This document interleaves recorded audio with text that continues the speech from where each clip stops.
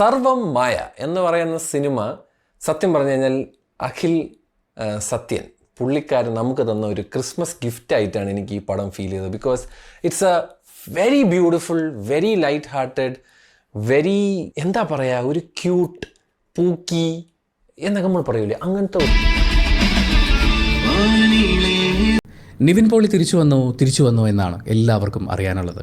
Yes, Nivin Pauly തിരിച്ചു വന്നു എന്ന് പറയുന്നതിനേക്കാൾ ചിരിപ്പിച്ചു വന്നു എന്ന് പറയാനാണ് എനിക്ക്.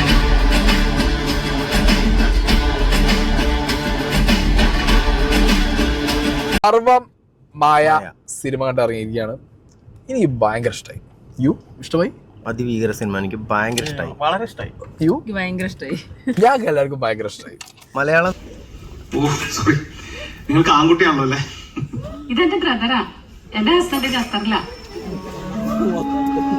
സത്യമായിട്ടും അതായത് ഒരു സിനിമ കാണാൻ കേറിയിട്ട് നമ്മളിങ്ങനെ ഫുള്ള് ഒരു ഫീലിൽ ഇങ്ങനെ ഇരിക്കുക, അതിന്റെ ഇടയിൽ കൂടിയുള്ള കോമഡികള് അങ്ങനെ എല്ലാം കൊണ്ടും ഭയങ്കര രസമായിട്ട് ഒരു സിനിമ കണ്ടു കഴിഞ്ഞാൽ ഇറങ്ങിയിട്ട് വന്നിരിക്കും. ക്രിസ്മസ് ആയിട്ട് ഇത്രയും നല്ലൊരു ഗിഫ്റ്റ് കിട്ടാനില്ല എന്ന് തന്നെ ഞാൻ പറയും.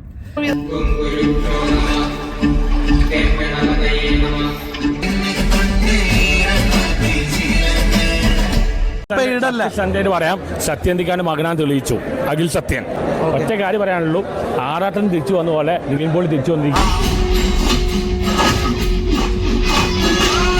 കുറെ നാളെ ശേഷം നിവിൻ പോളിയുടെ ഒരു മികച്ച cinema, feel good family comedy പടം.